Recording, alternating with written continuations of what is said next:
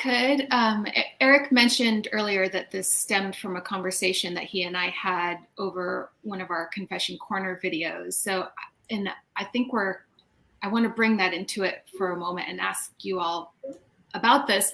The confession that came in, I'm summarizing this, was that a hetero couple was married, and then the husband came out as trans, as a woman, and the wife confessed.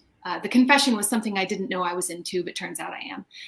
And the wife was like, "Wow, I had no idea that I was attracted to trans women. Now that my husband is a woman, now that my wife is a wife, my husband is a wife, I am now in a lesbian relationship, and I couldn't be happier."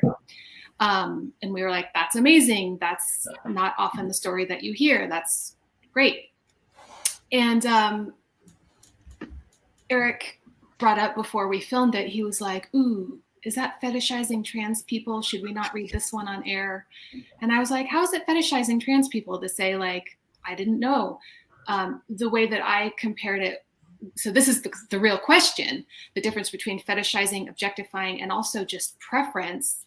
What I had said to him was, well, what is this then? For instance, I'll use myself. I am attracted to cis men who cross-dress.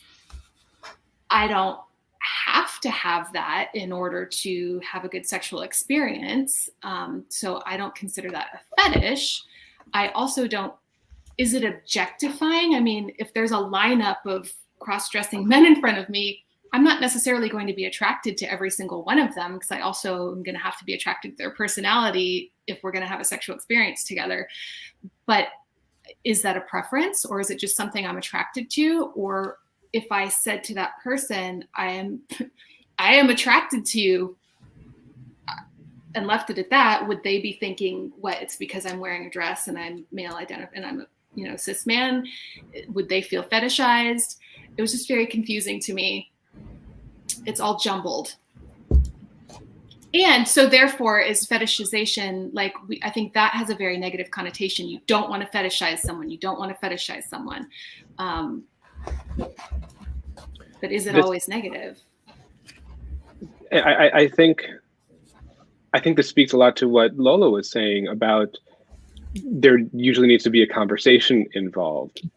So I guess the natural question off of that is, if you are finding yourself attracted to somebody in a way that you think might be fetishizing them, what would be a way that somebody could begin that conversation that would feel comfortable?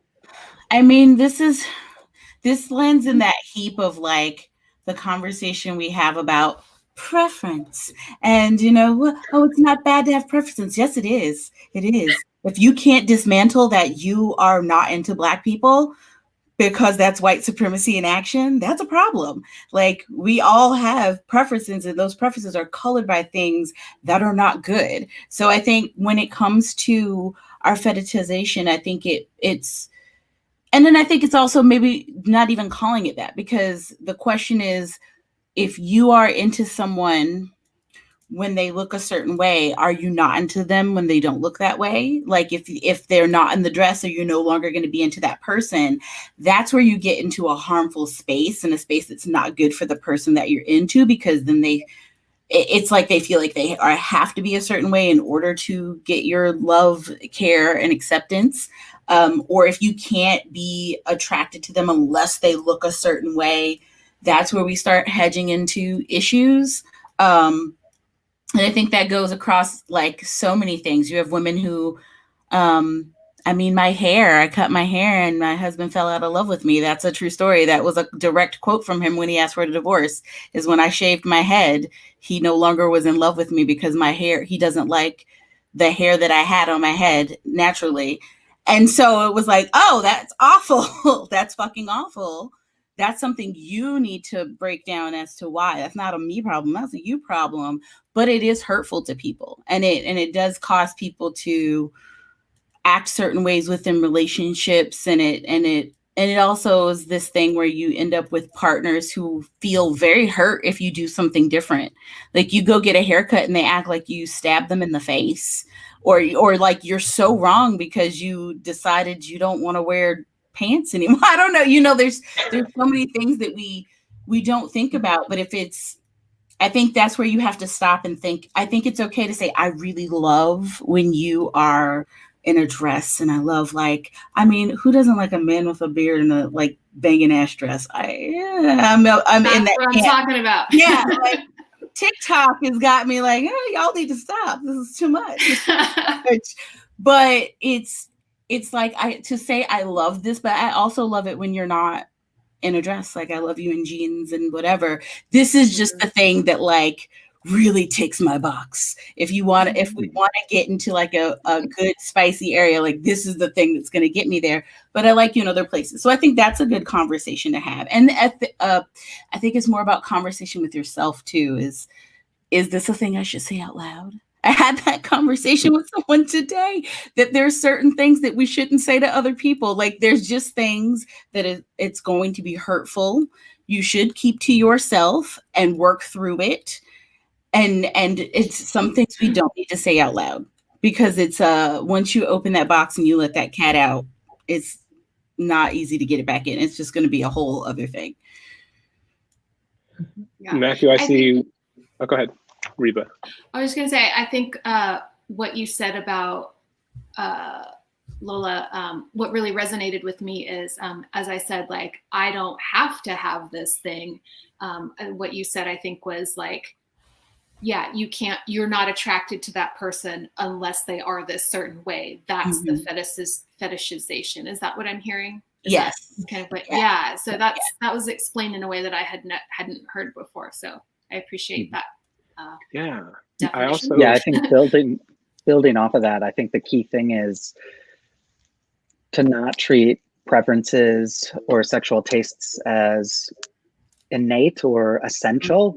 All our preferences, all our tastes are cultivated through our lived experiences. So when we say I have a preference, that's just who I am, that just completely avoids the kind of unpacking or taking responsibility for how that preference or taste impacts. It's all about that collaborative kind of honesty, vulnerability, transparency, so that you can actually invite someone to participate.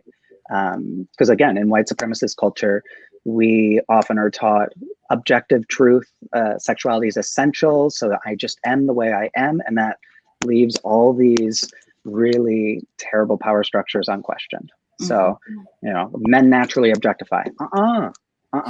Right? Like, humans can objectify, but there is no, nobody gets to corner the market on that.